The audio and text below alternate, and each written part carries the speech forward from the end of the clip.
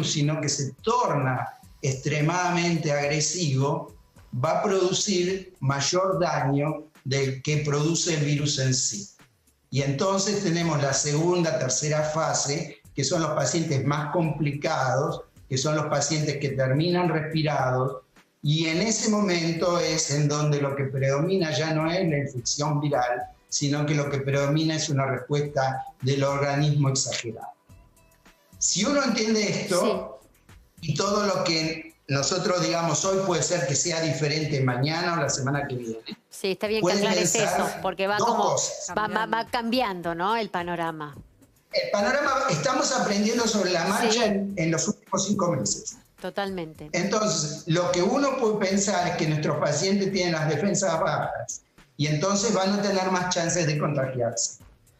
Pero también podemos pensar que como tienen una droga que disminuye la intensidad del sistema inmune, en la segunda fase o en la tercera fase, que son fases agresivas porque el organismo reacciona exageradamente, tal vez, y digo tal vez porque todavía no tenemos datos concretos, la evolución de esos pacientes no sea tan mala. O sea, mejor que la que no recibe un inmunosupresor.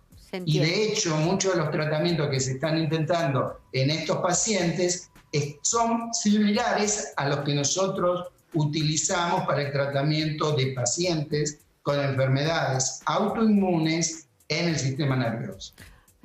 Sí, Pau. No, quería preguntarle al doctor si qué recomendaciones usted le puede dar a los pacientes que son inmunosuprimidos y, digamos, no están contagiados. ¿Cómo pueden seguir adelante con su vida cotidiana si no tienen que salir? Y por otro lado, si pueden seguir con sus tratamientos en forma normal. Bueno, la recomendación al día de hoy es, en primer lugar, buenísima la pregunta en el sentido de que los pacientes, salvo casos muy particulares en donde sus defensas estén extremadamente bajas, sí, deben seguir con su tratamiento habitual. Y las recomendaciones son las recomendaciones en general: mantener el aislamiento, el distanciamiento social, el uso de barbijos. Si tuvieran que salir a la calle, se recomienda que guarden la cuarentena lo más estricto posible, el lavado de manos periódico, o sea, todo lo que atañe a la población general, reforzado. Y si en alguna circunstancia en particular, porque la medicación que está recibiendo disminuye en exceso sus defensas y lo torna mucho más proclive a contagiarse, en ese momento obviamente deberán discutir con su médico de cabecera si es el momento de suspender la medicación temporariamente o no. Y también va a depender de cada paciente, claro, porque hay que hacer un balance entre el riesgo de la enfermedad y el riesgo de contagio. Una situación que estamos viendo hoy con gran frecuencia es que los pacientes, por temor a concurrir a los centros asistenciales, claro, están llegando tarde. Claro, eso hablamos mucho acá con el doctor Tartaglione, Jorge, claro, exactamente eso que vos estás diciendo.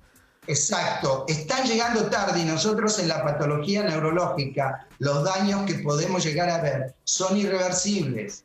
O sea, un paciente que estuvo con una sensación de hormigueo, de cosquilleos en el brazo izquierdo hace 3 días, que lo dejó pasar y que eso era un anuncio de un posible accidente cerebrovascular, cuando llega a la consulta 3 o 4 días más tarde, llega con un accidente cerebrovascular consolidado, que muchas veces es irreversible.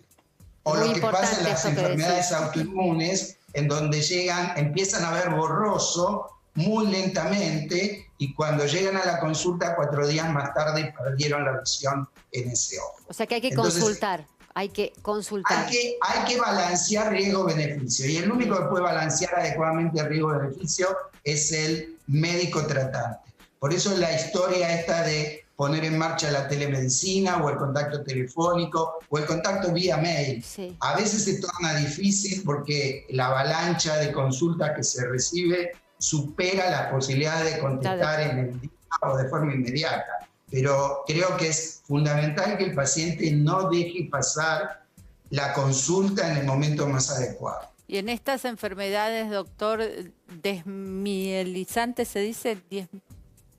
desmielinizantes. Exacto, en este tipo de enfermedades, si un paciente se contagia COVID, ¿es incompatible la medicación que usted administra con lo que se está dando hoy hasta que salga la vacuna del COVID? Dependerá del grado de defensa que tenga ese paciente. Si ese paciente tiene las defensas muy, muy bajas, a lo mejor su médico recomienda que temporariamente la medicación se suspenda hasta pasar el periodo de 14 o 21 días, que es cuando la infección teóricamente debería estar controlada. Si las defensas están en un nivel que se considera adecuado, tal vez se pueda seguir manteniendo la medicación que los pacientes están recibiendo. Jorge, de vuelta, cada caso es un caso en particular. Claro. Hay mucha gente que nos está escribiendo recomendaciones. Estoy inmunosuprimida. ¿Cuáles serían las recomendaciones en lo cotidiano?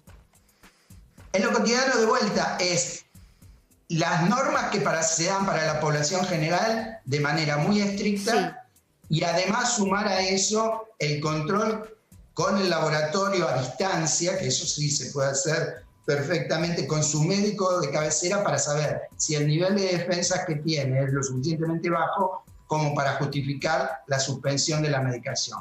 Hay medicaciones que se pueden suspender transitoriamente, hay otras que no se pueden suspender transitoriamente. Por ejemplo, un paciente trasplantado, sí, que está inmunosuprimido, es muy difícil que uno vaya a arriesgar ese trasplante, ese órgano que a veces cuesta años llegar a conseguir el órgano compatible para poder realizar el trasplante en función de la suspensión